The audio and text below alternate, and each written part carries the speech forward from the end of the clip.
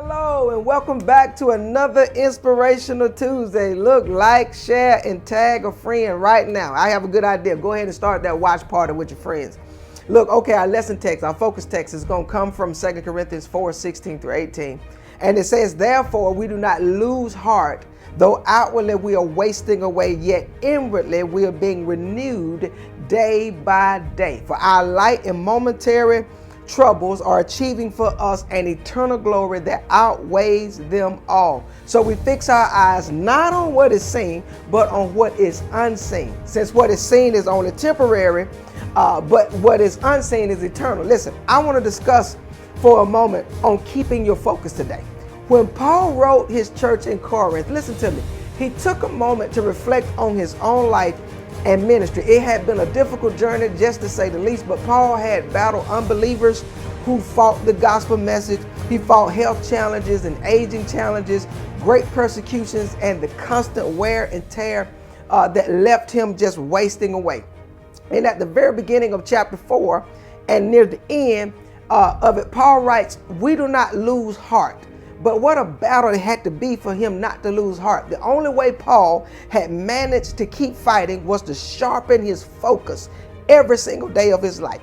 Paul may have focused on the unseen, but the things that he could see was dominating his daytimer in his life. Just look at it, because verse 8 says he was hard pressed on every side and perplexed. Verse 9 says he was persecuted and struck down. Verse 16 said he's wasting away. Look, the visualization of the chapter is that we have these treasures in jars of clay.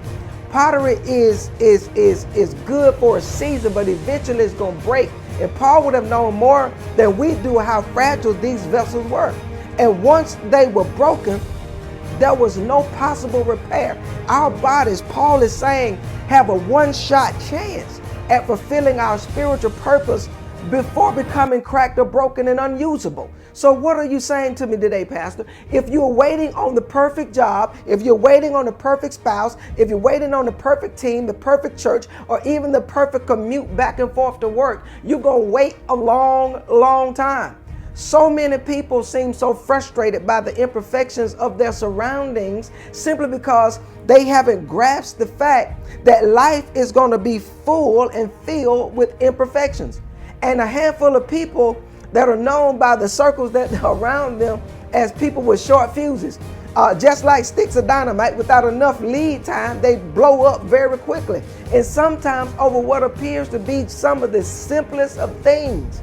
The message for those folks with short fuses, there are longer fuses available.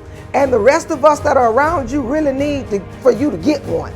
See, there are going to be some days when the toast is going to be burned, people. The traffic is going to jam and the employee going to get sick. It's going to be angry customers, demanding bosses, and golf balls that you're going to hit out of bounds. That's the reality of just how life works. See, David became the greatest king in Israel's history. But if you look closely at the story, you're going to see that his core group was initially made up of people that was in distress and debt and disconnected. Listen, there were 400 of these people. If David had waited on one more perfect individual to form his leadership team, we would have never ever heard of David. Instead, David worked with an imperfect team. He helped them to focus on their purpose and became the greatest king in Israel's history. See, the person who can accept the imperfect nature of this life is going to be happy. You're going to be healthier, more productive.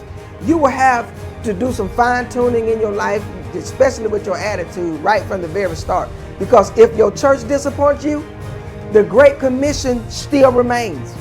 Don't allow your focus to drop from the great command to the great complaints. If a friend or child or a spouse or a loved one or somebody disappoints you, listen, love will still remain the greatest attribute within our control. If your plan hits a snag along this journey, your mission is to stay the course, especially if you're confident that God has directed your plans in this. So when Paul was in prison, he heard reports that some people who enjoyed freedom were preaching against him out there in the world. What was he going to do about it? In light of all this bad news that he's getting about these people, what kind of positive spin could he put on this kind of report that he was getting? something that would justify just a little short fuse of anger that he may have had in his heart. Paul told the Philippians, look, at least the gospel is being preached. See, to discover that life isn't going to always be perfect is to make one of the most important steps towards maturity and also productivity in your life. See, beyond that step is one that's going to take you a lifetime to master anyway. And with all this stuff being said, as I get ready to go, listen, no matter how bad life gets, no matter how tough or difficult things become, listen, people, keep your focus. There's a bigger prize at the end of all this. Keep your focus today. Be blessed. I'm going to see you next time for another Inspirational Tuesday.